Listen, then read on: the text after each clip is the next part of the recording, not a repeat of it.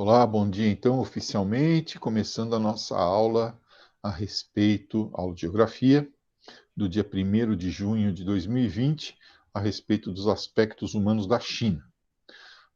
Os alunos que ainda não preencheram presença, tá aí o link, né? É só clicar no link, colocar o e-mail para ter o recibo da presença, receber uma mensagem confirmando que você assistiu à aula e colocar o nome de vocês completo, né? De preferência.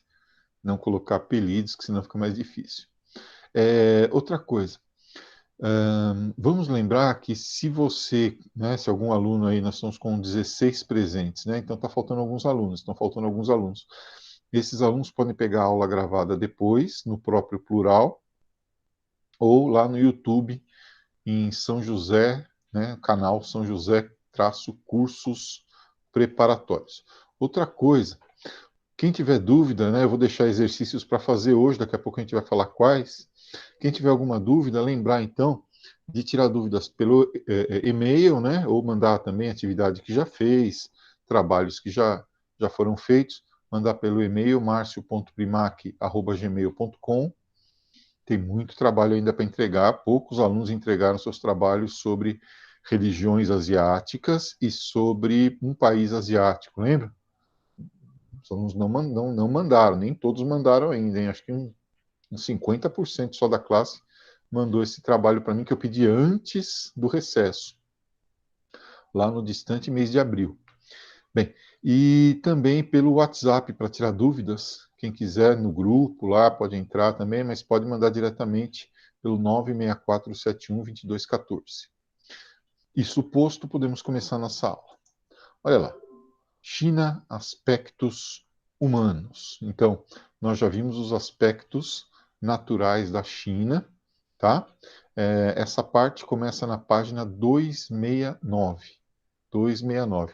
Gente, eu estou pedindo o resumo das partes aí da apostila, né? Espero que vocês estejam fazendo, porque daqui a pouco a gente vai começar a pedir com mais ênfase para vocês entregarem isso aí, tá bom? Então, não deixem acumular trabalho não, ok?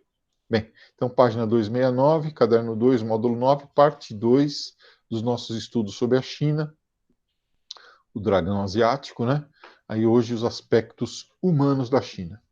Para nós começarmos, é preciso lembrar que a China tem a maior população absoluta do mundo. O mundo todo, né, tem 7 bilhões de habitantes, mais ou menos. E a China tem, mais ou menos, 1,5 bilhão de habitantes, 1,4, né, bilhão de habitantes, tá? Eu estava falando em 1,3, aí eu fui atualizar um pouco, né, os dados para a aula de hoje, olha aí, ó, 1,4 bilhão de habitantes. Entre uma aula e outra aí, entre um momento que eu estudei e outro, né, já temos aí 100 milhões de chineses a mais, metade da população do Brasil a mais, tá?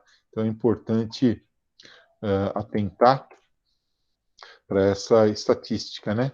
De cada 5 habitantes do mundo, um é chinês, né? E a engenharia social para alimentar toda essa gente, para dar casa, água potável, vacina, etc, etc, convívio social é muito difícil, né? Outra coisa, eu queria que vocês continuassem lembrando de associar país populoso com população absoluta e país povoado ou despovoado ou irregularmente povoado com população relativa, com densidade demográfica, tá? Então, populoso sempre associar à população absoluta, quantidade de pessoas que vivem num lugar. Muito populoso, pouco populoso, tá? E povoado ou despovoado associar a densidade demográfica, a distribuição dos habitantes dentro do território.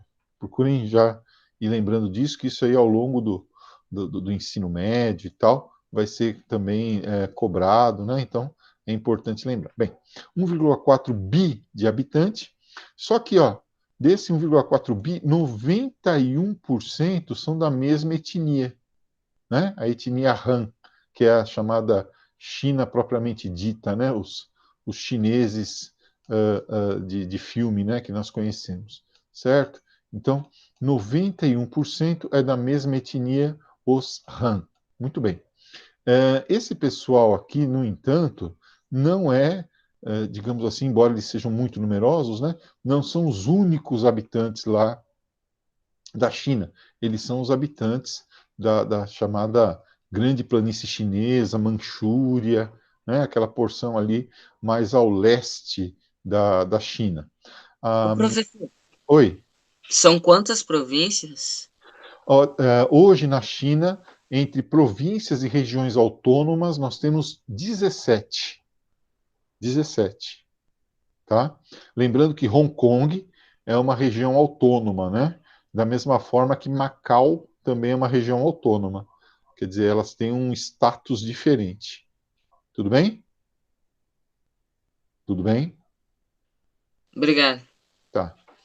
Bem, embora nós tenhamos lá 91% da população da etnia Han, é preciso lembrar que eles também têm 50 minorias étnicas. Quer dizer, 50 outras etnias que habitam o território chinês. Só que, por que a gente diz baixa diversidade étnica? Ora, o número dessas pessoas, se comparado ao número da etnia, aos números da etnia Han, que são 91% da população, quer dizer, 1 bi de habitantes, mais ou menos, o número absoluto desses caras aqui, ó, dessas minorias, é pequeno. Só que eles habitam áreas muito grandes do território chinês. Por quê? Eles habitam aquelas áreas que a gente chama de vazios demográficos, aquelas áreas menos povoadas da China, tá? Então vamos fazer essa associação que também é importante. Os Han habitam o leste da China majoritariamente, né? Claro, vai ter no território todo, mas majoritariamente eles habitam as áreas mais povoadas da China, enquanto que as outras minorias habitam as áreas menos povoadas. Por isso, embora essas pessoas aqui sejam minoria em termos de número, né, elas habitam bastante território, né, elas têm bastante território uh, onde elas vivem. Mas é importante lembrar também que os conflitos envolvendo essas etnias é muito grande. Sempre teve. São conflitos históricos, em alguns casos, conflitos milenares. Né? Veja só, na região da Mongólia interior, lá no norte da China, nós temos, onde tem o deserto de Gobi, né, aquele pedaço que nós já vimos, a etnia mongol, o pessoal lá do Gengis Khan, né? Esses caras aqui, ó, eles querem maior independência em relação à China, porque, embora eles sejam cidadãos chineses, culturalmente, culturalmente, eles se consideram mongóis, né? Então, eles se consideram diferentes dos chineses, tá? E eles gostariam de ter digamos assim, um volume maior de um volume maior de autonomia, poder decidir mais as coisas. Em alguns casos, né, tem uma parte mais radical desse movimento aqui, ó, desse pessoal dos mongóis, que quer se unir à Mongólia. Né? Então, eles chegam a ser separatistas. Né? E é claro que os chineses não admitem isso. Tá? Então, lá na China, eles respondem a esse tipo de manifestação com repressão, com prisão, etc. Vamos lembrar que a China é ainda uma ditadura, né? Na China não tem nada muito assim de democrático, não. Então, no norte, vou pôr um Nzinho aqui, ó. No norte estão os mongóis, tá? A oeste, a oeste estão os muçulmanos, né? Então tem várias etnias de religião muçulmana lá no deserto, ó, lembra que eu falei? Vazios demográficos, né? Lá no deserto de Xinjiang, né? Ou deserto de Taklamakan. Esses muçulmanos, eles estão lá também desde as invasões turcas, né? Eles estão lá há muito tempo, e na divisão geopolítica que foi feita, eles acabaram ficando do lado chinês da fronteira. Né? Fazendo fronteira com esse pessoal aqui, lá na região oeste, nós temos as antigas repúblicas da União Soviética, vou fazer um Wzinho aqui. né, as antigas repúblicas da União Soviética. Então, o Tajiquistão, Quirguistão, Uzbequistão, tá? É essa região aí que moram os muçulmanos, inclusive alguns deles jihadistas, né? Então, alguns desses países mandam jihadistas muçulmanos para o lado chinês, né? Para agitar o negócio, para treinar grupos, inclusive, que querem a separação dessas áreas. E a China também não permite, mas também há, por assim dizer, um acordo com alguns outros países entre o governo chinês e o governo desses países aí, tá? Em troca de vantagens comerciais com a China, né, e parcerias estratégicas com a China, esses países não têm movimentação de grupos jihadistas, né, de grupos voltados à expansão do islamismo, tá? Mas de qualquer forma, eventualmente, né, eles querem maior autonomia, eles querem também poder fazer os seus cultos, porque vocês se lembram que a China é um país ateu, né? A China é um país ateu, como eles são comunistas, dentro do radicalismo de algumas linhas do comunismo, eles não acreditam em Deus e perseguem quem tenta professar a sua fé. E, finalmente, lá no sul da China, os tibetanos, né? Os tibetanos que tiveram seu território invadido pela China em 1953. Depois, em 59, o Dalai Lama, que era o líder lá da China, fugiu do Tibete, desculpa, teve que fugir. Então, isso aqui é no sul, tá? No sul. O Dalai Lama fugiu, né, e estabeleceu um governo no exílio. Então, os tibetanos até hoje também buscam aí a sua autonomia, o reconhecimento da sua religião, né, que é o lamaísmo, tá? E tentam se libertar ou pelo menos chamar a atenção para a causa deles internacionalmente. O Dalai Lama viaja pelo mundo todo aí para tentar despertar a simpatia das pessoas, né, da comunidade internacional, etc., a causa da independência do Tibete, que é aquela região do Himalaia, né, aquele planalto ali mais elevado ao norte do Himalaia, ao sul da China. Tá bom? Vamos lá. Aqui nós temos as etnias. Olha como eu falei, ó. Esse verde todo aqui, ó, é a etnia Han. Han, né? Então, os chamados chineses propriamente ditos, tá bom? Olha quanta área eles habitam, né? A grande planície chinesa, né? Olha aqui, tá? A Manchúria, toda essa área aqui da Manchúria, né? É uma etnia, então, importante essa etnia, olha aqui, ó, etnia Han. Mas dentro da etnia Han, também tem Manchus, tem outros grupos, tá? Aqui, ó, beirando aqui a Mongólia, que já está a Mongólia, né, o deserto de Gobi, né, é onde nós temos os mongóis, tá? Aqui nós vamos ter os tibetanos, né, ó, tibetanos, tá? Fazendo fronteira aqui com Índia, Nepal, Butão, na área do Planalto, né, do Tibete. Aqui, na área mais oeste da China, estão os grupos muçulmanos, né, descendentes dos turcos, etc. Mas tem minorias dentro deles também, ó. Tem os tajiques aqui, tá? Aqui, ó, esse pessoal aqui mais roxinho aqui na fronteira com a Coreia, grupos coreanos, tá? Então são muitas etnias. A Han é a predominante, e tem conflitos principalmente com tibetanos, mongóis e muçulmanos. Né? Sul, os tibetanos, norte, os mongóis, oeste, os muçulmanos. Tá bom? Vamos lá. Quanto à distribuição da população, aquilo que nós falávamos agora há pouco, né? A questão da, da densidade demográfica, né? A densidade demográfica. Embora a China tenha um grande território, a população é mal distribuída nesse território. Existem áreas em que nós temos lá 2.000 habitantes por quilômetro quadrado, tá? Olha aqui, ó. 2.000 habitantes por quilômetro quadrado. Quer dizer, cada habitante tem menos de 1 metro, né? Tem 50 centímetros quadrados. Cada habitante 50 centímetros, menos de 1 metro quadrado, para viver, né? Para andar, para comer, para fazer tudo. Tá? Então, são cidades desse tipo. 23 dessas cidades, metrópoles com o tamanho da metade da cidade de São Paulo, e algumas bem maiores. 6 milhões de habitantes. Lembrando, a cidade de São Paulo, com 12 milhões de habitantes, é a maior cidade do Brasil. Isso aqui na costa leste, tá? Deixa eu mostrar aqui, ó. Né? Então, na costa leste, nessa parte aqui, ó, na ilha de Hainan, perto da costa do Japão, onde a economia é mais desenvolvida, né? Onde tem mais industrialização e tal.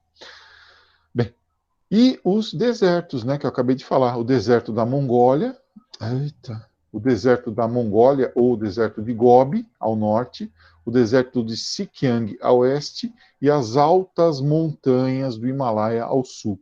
Nessas áreas aqui, ó, a gente chega a ter menos de 1 habitante por quilômetro quadrado, caracterizando, então, um vazio demográfico, tá bom, pessoal? Ó, lembra desse conceito? Vazio demográfico.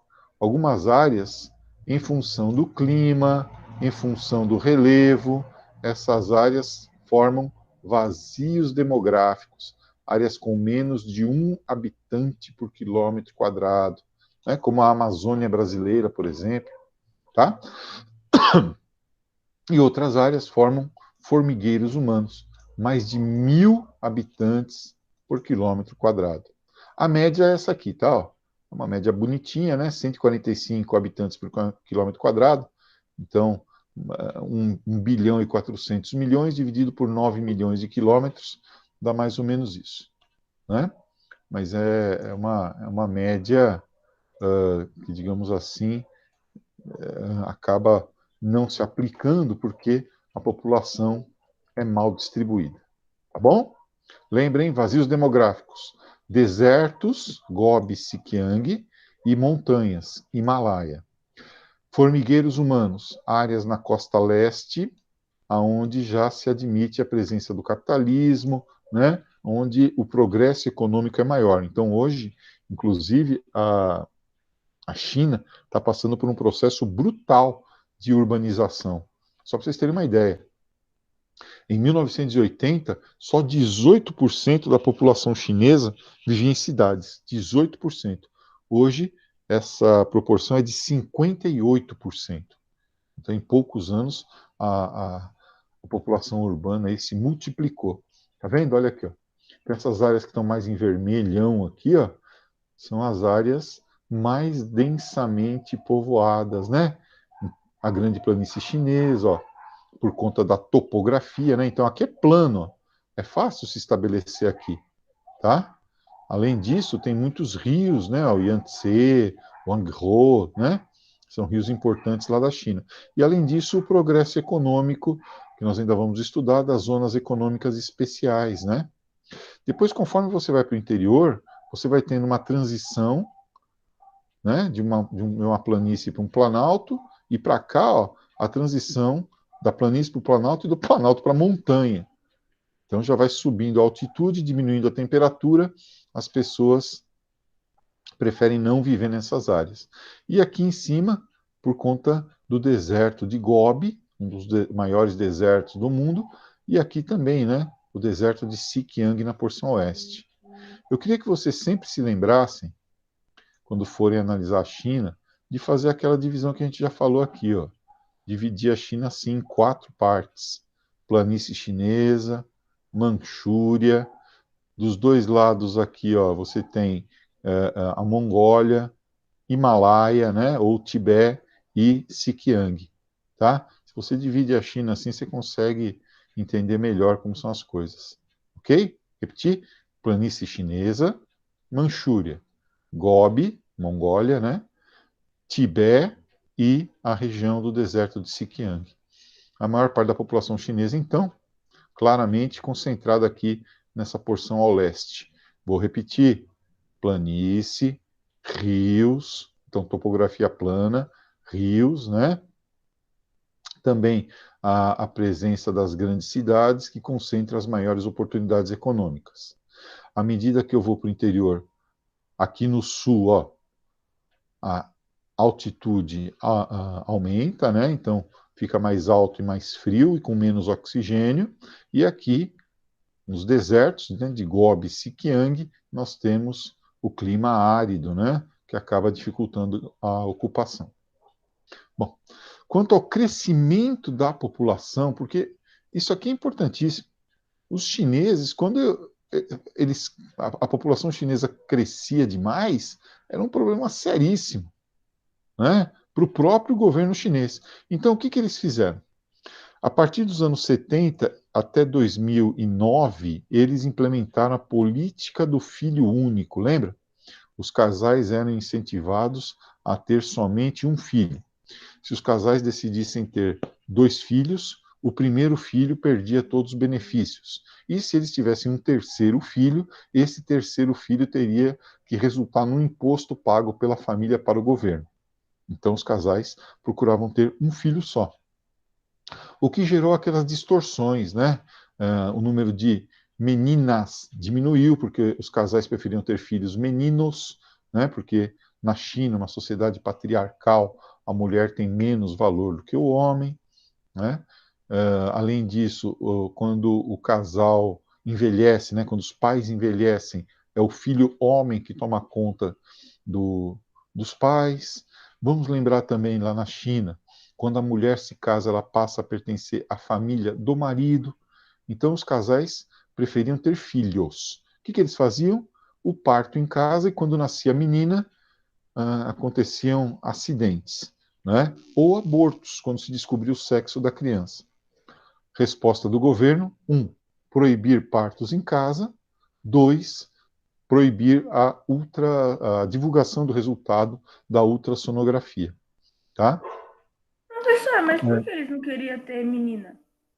Porque a menina, ela representa uma despesa na visão da sociedade patriarcal, menos desenvolvida, né, culturalmente, dos hábitos lá dos chineses. A menina representa despesas. Ela não cuida dos pais quando os pais ficam velhos. Ela cuida do sogro e da sogra. E Nossa, além mas disso, tipo, a mãe é menina, ela tem que ter tipo um senso, né? é para a nossa cultura, né? Agora a cultura deles é diferente. É, a cultura deles acaba sendo diferente. Eu concordo totalmente com você, né? Mas dentro da sociedade tribal chinesa, ter menina é um azar. Isso Nossa, acabou gerando. Oi? que horror, né? É um horror. É um horror. A palavra é essa, né? É um horror. Vamos lembrar uma coisinha também, pessoal. Aí, isso vai gerar uma distorção. Vai ter muito mais menino, homens, do que meninas. Os filhos únicos são também extremamente, lá na China, né, mimados. Eles são chamados de pequenos príncipes, né, porque eles acabam sendo muito mimados pelos pais. E, finalmente, há um problema muito sério também, que é a falta de noivas, né? Gerando, inclusive, casamentos dentro da própria família, casamentos consanguíneos. Então, o que aumenta o número de doenças, né? Vocês sabem disso, a falta de variedade genética, né? Gera problemas assim, seríssimos, né? De hemofilia, albinismo, síndrome de Down, etc. O resultado disso é que o governo se vê forçado, em 2009, a flexibilizar essa prática. Então, os casais, em algumas áreas da China, em algumas áreas, principalmente na região mais desenvolvida, lá no litoral, né, onde o capitalismo foi admitido, nós passamos a ter autorização para que os casais tenham um segundo filho. Tá? Então já é permitido isso em algumas áreas. Até porque o crescimento da população chinesa, o crescimento vegetativo, né, natalidade menos mortalidade lá na China, desacelerou demais por conta da urbanização. Quando um casal se muda para a cidade, os custos de formação de um filho são muito grandes.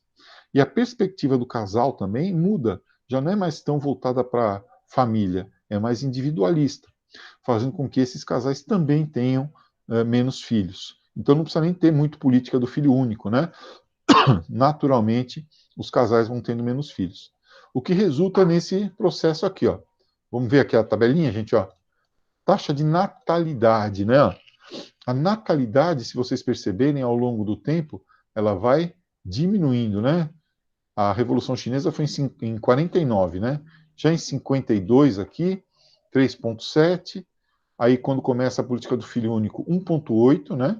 Quase a metade. E caindo de novo, ó, tá? E aqui uma manutenção aí, quase, mas mesmo assim uma pequena queda, tá? Então, a natalidade é decrescente. A mortalidade também é, né, digamos assim, tem tendência de queda, né, se você analisar no geral. Ela passa de 1,70 para 0,6 por conta da melhoria a melhoria aí da política de saúde pública, esgoto, água potável, né, distribuição de remédios, etc. E se mantém mais ou menos a mesma, né? 0,71, 0,68. O importante é perceber aqui, ó, a última aqui, ó, como o crescimento vegetativo tem tendência de queda, né? Ó, passando de 2% para 0,45%. Então, um quarto, menos de um quarto do que era 50 e tantos anos, 60 anos atrás aí. Tá vendo? Olha como caiu o crescimento vegetativo chinês. Em função da política do filho único, sim, mas também em função da urbanização. Tá? Isso gera um efeito na chamada pirâmide etária chinesa. Né? A pirâmide etária chinesa, ela vai sofrer alteração ao longo do tempo. Tá? Tanto na sua base, na base da pirâmide, né, onde estão os jovens, quanto no seu ápice, né, onde estão os idosos. Quer ver? Com a redução da natalidade, que nós vimos agora há pouco, de 2 para 0,4, olha aqui, a base da pirâmide que era assim, ó, deixa eu pegar uma caneta aqui. A base da pirâmide que era larga, mostrando muita natalidade, olha como ela encolheu. Né? Esses números são de 2018, tá? Então, ela encolheu, quer dizer, diminuiu a natalidade, o estreitamento da base da pirâmide etária. Por outro lado, o lado dos idosos aqui, ó, aqui em 1950, logo que teve a Revolução Chinesa, a expectativa de vida na China era muito pequena. Observe agora, eles aumentaram em quase 20 anos a vida média de um chinês, sendo que a população adulta e a caminho de se tornar idosa também aumentou, tá? Então nós temos um alargamento do ápice que mostra aumento da expectativa de vida, um estreitamento da base que mostra uma redução da natalidade, chinesa, tá bom? Então, alargamento do ápice, maior expectativa de vida, né? A expectativa de vida, como nós dissemos, pulou aí de 60, 70 anos para 90, tá? Por outro lado, né, uma redução da natalidade, fazendo com que haja um estreitamento da base da pirâmide etária, tá? Finalmente, uma observação qualitativa, né? Quem vive no litoral chinês, né, nas cidades lá e tal, leva uma vida, digamos assim, melhor do que quem vive no interior, na zona rural. Tá? E o governo chinês controla ainda o deslocamento da população, né? Impede que a população vá de um lugar para o outro. Né? Tem um negócio lá chamado passaporte interno. As pessoas só podem mudar de uma província para outra com autorização do governo. Porque, senão, vira bagunça. Né? Eles não têm como absorver essa população toda saindo do campo e indo para a cidade. Tá bom? Pessoal, lembra disso então, hein? Ó. Base larga, muita natalidade. Ápice estreito, baixa expectativa de vida. Aí as transformações vão ocorrendo, e aí nós temos isso aqui, ó, né? Estreitamento da base da pirâmide, redução da natalidade, política do filho único e urbanização. número de adultos e idosos aumentando até chegar, com maior expectativa de vida, a um alargamento do ápice, 90 anos de idade de média. E aí nós temos aqui a renda per capita por província, né, as tais 17 grandes províncias com suas regiões autônomas e tal. Perceba, ó, quanto mais vermelhinho, melhor, tá? A renda per capita, tá bom? Renda por habitante. Aqui na região litorânea, nós temos uma renda per capita maior, e conforme eu vou para o interior, essa renda per capita vai diminuindo, né? Então, a renda per capita diminui à medida que eu me afasto em direção ao interior, tá? Mostrando aí a desigualdade, né, do crescimento chinês. Bem, mesmo com os controles do governo, nós temos a urbanização lá feita sem muito planejamento, né? Porque, por mais que o governo tente controlar, o governo também precisa de pessoas que se desloquem para a cidade para poder produzir. Então, eles acabam não dando conta desse volume de pessoas que vai para as cidades. Vejam lá, ó, 58% apenas da população chinesa vive em cidades. No Brasil, essa taxa é de mais de 90%, né? Em outros países, essa taxa chega perto de 100%, tá bom? 42% da população chinesa vive no campo ainda. Mas só esses 58% já são 820 milhões de pessoas, 4 vezes a população do Brasil. Então, imagine lá, né? 4 Brasis vivendo num pedacinho pequeno do território, certo? Olha aí. Então, embora seja uma população proporcionalmente pequena, 58%, né, em números absolutos, assim, de população, é gente pra caramba, né, vivendo dentro das cidades. Isso faz com que as cidades não se desenvolvam por igual. Tá vendo? Não se desenvolvam por igual. Há uma disparidade. Eu peguei 2 fotos aqui da mesma cidade para a gente ver. Isso aqui é uma favela chinesa com, sabe, né? Lá em Xangai, né? As margens do Yangtze, tá? E aqui também é Xangai, ó. Né? Então, um lugar todo bonito, planejado, altas torres, modernidade. Então, dentro da mesma cidade, você tem Alfavela e Alphaville, certo? Há uma desigualdade muito grande na urbanização chinesa. O professor é igual Dubai também, né? Dubai é praticamente assim, né? Tipo, Também. Uhum. de um lado é super moderno e tudo mais, e do outro é, É lixo, né? exatamente.